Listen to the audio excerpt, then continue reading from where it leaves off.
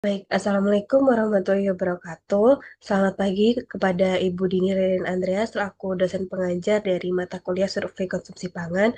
Perkenalkan, saya Safani Warapsari dari mahasiswa gizi kelas 5A dengan NIM 1922 31102. Pada kesempatan kali ini, izinkan saya untuk menjelaskan tentang metode 24 hour food recall.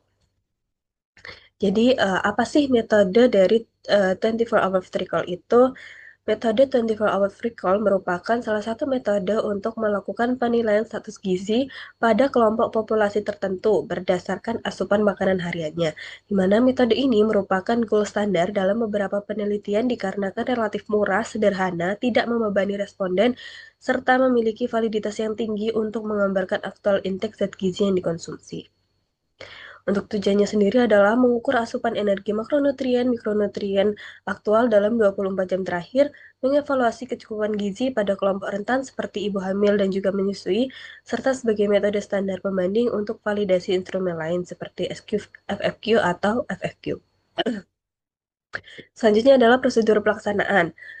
Yang pertama adalah dapat dilakukan wawancara terstruktur oleh enumerator terlatih, kemudian responden nantinya akan diminta untuk mengingat seluruh makanan dan juga minuman dalam 24 jam terakhir, termasuk jenis, bahan, cara masak, dan juga porsi, serta menggunakan alat bantu untuk mempertimbangkan seberapa besar atau seberapa banyak makanan yang dikonsumsi, bisa menggunakan food model ataupun URT. Begitu. Selanjutnya adalah menginput data ke formulir 24 hour food recall oleh numerator. Berikut adalah merupakan gambaran dari formulir food recall 24 hour, di mana kolom pertama menjelaskan tentang waktu makan, kolom kedua menjelaskan tentang nama masakan, kolom ketiga menjelaskan tentang bahan makanan, dan kolom keempat menjelaskan tentang jumlah konsumsi mencakup URT dan juga gram. Selanjutnya adalah repetisi, di mana metode ini dapat dilakukan minimal 2-3 kali pada hari yang tidak berurutan. Namun pada studi ibu hamil dapat dilakukan sebanyak 3 kali, yakni 2 hari kerja dan 1 akhir pekan. Sementara pada studi ibu menyusui dapat dilakukan 3 kali berturut-turut, yakni 2 hari kerja dan 1 hari akhir pekan. Untuk studi kasus obesitas sendiri adalah dapat dilakukan 2 hari, di mana dapat dibagi atas 1 hari kerja dan juga 1 akhir pekan. Untuk sampelnya sendiri, jumlah sampel ini dapat disesuaikan dengan tujuan penelitian. Sementara karakteristiknya bisa berdasarkan usia, jenis kelamin, status kesehatan, serta latar belakang budaya. Untuk sasarannya adalah individu ataupun populasi yang mengalami rentan gizi, karena dapat digunakan sebagai validasi dari metode diet yang lain. Oke, selanjutnya adalah pembahasan terkait waktu penggunaan. Kapan saja sih metode ini dapat digunakan? Yang pertama adalah ketika ingin menangkap asupan aktual dalam waktu yang jangka pendek atau 24 jam saja. Kemudian ingin menilai kecukupan gizi pada kelompok rentan seperti ibu hamil atau menyusui, serta digunakan saat memetakan atau ingin memetakan pola kelompok pangan. Untuk kelebihannya adalah biayanya rendah, praktis dan juga detail, representatif untuk asupan aktual, dan dapat dibandingkan atau validasi dengan metode lain. Sementara kekurangannya adalah bergantung pada memori responden, sehingga sangat mungkin untuk terjadinya bias, kemudian tidak mewakili asupan bila hanya dilakukan satu kali saja, atau resiko terjadi under atau maupun over reporting.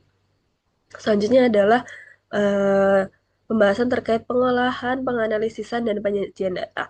Di mana untuk pengolahan data sendiri, tahapannya itu meliputi data makanan yang diterima nantinya akan dikodekan pada daftar komposisi bahan makanan dan akan dikonversi dalam jumlah porsi dan akan dikonversikan jumlah porsinya ke URT dan satuan gram yang kemudian akan dihitung kandungan gizinya.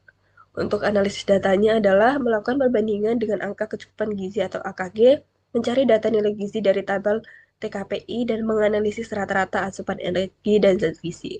Sementara untuk penyajian data sendiri dapat dituangkan dalam bentuk laporan, grafik atau diagram, dan juga tabel. Berikut adalah validitas dan reliabilitas metode 24 hour food recall dengan FFQ. Untuk validitasnya sendiri, 24 hours recall ini lebih akurat dalam estimasi dibandingkan shift report jangka panjang. Untuk FFQ, uh, dia validitasnya rendah apabila digunakan untuk mengestimasi asupan yang absolut. Untuk reliabilitasnya sendiri, 24 hours recall ini akan rendah jika dilakukan hanya satu kali. Sementara FFQ akan menunjukkan respon konsisten antar pengisian ulang pada waktu yang berbeda. Untuk kelebihannya, 24 hours recall sendiri lebih detail, akurat untuk hari tertentu, sementara FFQ adalah efisien, cocok pada survei yang besar, dan cocok dilakukan pada pola konsumsi yang jangka panjang. Sementara kelemahan dari 24 hours recall adalah tidak representatif konsumsi biasa, sehingga memerlukan memori jangka yang pendek. Sementara FFQ ini, dia bisa terjadi overestimasi, sehingga menimbulkan bias memori dan sosial atau kurang detail. Sementara potensi biasnya adalah kesalahan ingat dapat ditangani dengan menggunakan probing question, under over reporting, melaporkan konsumsi makanan yang baik dan mengabaikan yang buruk dapat dihindari dengan menekankan bahwa uh, penelitian ini bersifat rahasia. Kemudian kesalahan dalam mengestimasi besaran porsi dapat ditangani dengan menggunakan alat bantu visual. Kemudian wawancara yang kurang terlatih dapat ditangani dengan latih wawancara agar bisa konsisten. Sekian yang dapat saya sampaikan, kurang lebihnya mohon maaf. Wassalamualaikum warahmatullahi wabarakatuh.